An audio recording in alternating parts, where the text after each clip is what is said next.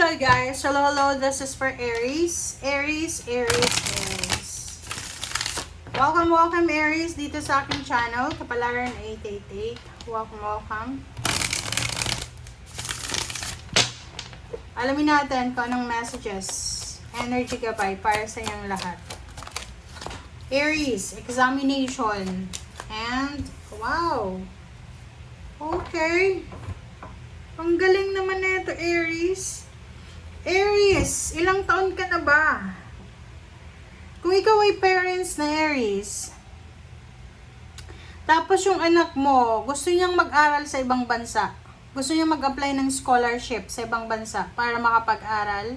Sabi ng baraha sa'yo dito, yung anak mo possible na makakapasa siya. Another, may iba ditong Aries na pwedeng kakagraduate nyo lang. Fresh graduate ka, newly graduate ka sa Pilipinas, and then you're planning to work sa ibang bansa. Kahit saang bansa. Parang nakikita ko na you are researching. You're searching for parang kung saan ba talaga pwede yung profession mo. Oh, congratulations guys. Or pwede din dito na may mga Aries na you're taking parang mga foreign language exam.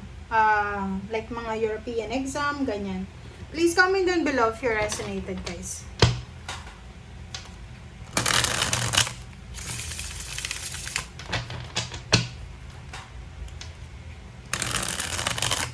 Or sa nakikita ko, like, may iba sa inyo dito na you're planning to, relocate siguro. Kung nasa Pilipinas ka, gusto mong mag-migrate sa ibang bansa. Kasi parang feeling mo, gusto mong magpahinga? Gusto mong umalis sa Pilipinas ba? Or kung nasaan bansa ka man, basta gusto mong umalis, pumunta sa foreign lands. Kung saan man na lands yan. Six of Wands and Magician. So, there's a good news talaga. There's a good news, Aries. Napakabilis na good news ang darating sa inyo. So, pwedeng this is a recognition, napakabilis na promotion, salary increase, higher position. Pwedeng ipapadala ka sa ibang lugar or sa ibang bansa.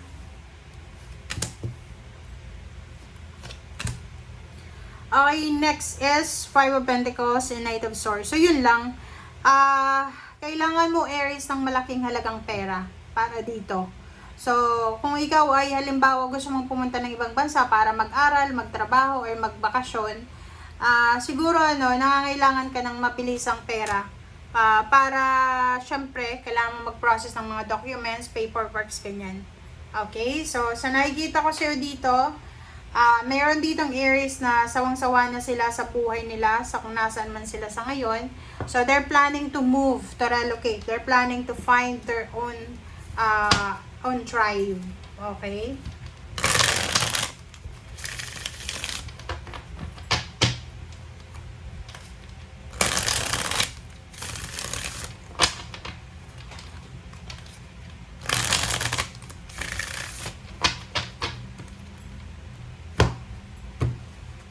Victory, success, promotion, relocation, parang gano'n. Diba?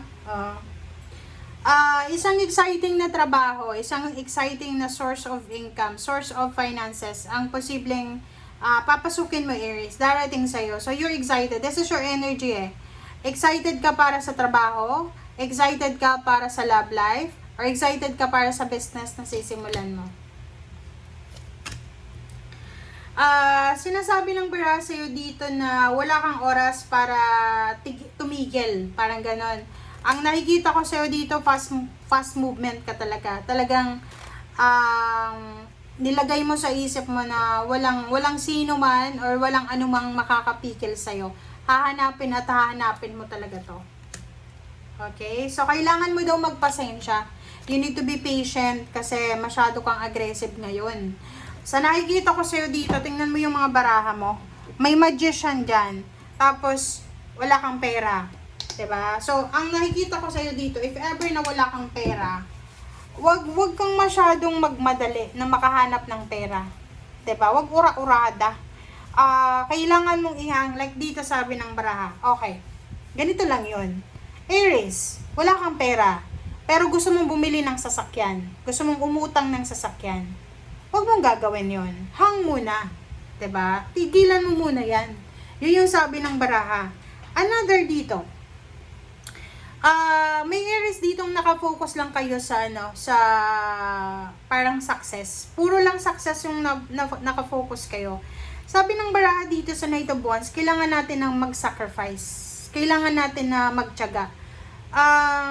Meron kasi hindi to para sa mga Aries, pero may mga ibang zodiac signs na like ayaw nilang magpagod, ayaw nilang magtrabaho, gusto nila puro lang hingi, puro lang bigay, parang ganon. Puro lang freebies, parang ganon. And sa baraha mo, there's some sa inyo siguro na makaka-resonate dito na like walang pera, konti lang yung susweldohin, pero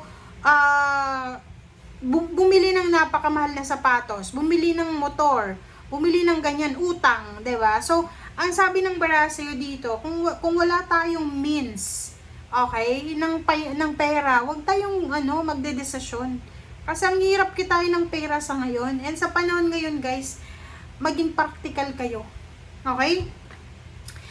Temperance, kailangan mo daw magtipid, kailangan mong magpasensya. Huwag mong ipipilit, Aries. Huwag mong ipipilit yung mga bagay na hindi mo kaya. Okay? Nakakapagod, di ba? Nakakapagod maging mahirap. Nakakapagod yung walang pera. Pero mas nakakapagod kung walang trabaho. Di ba?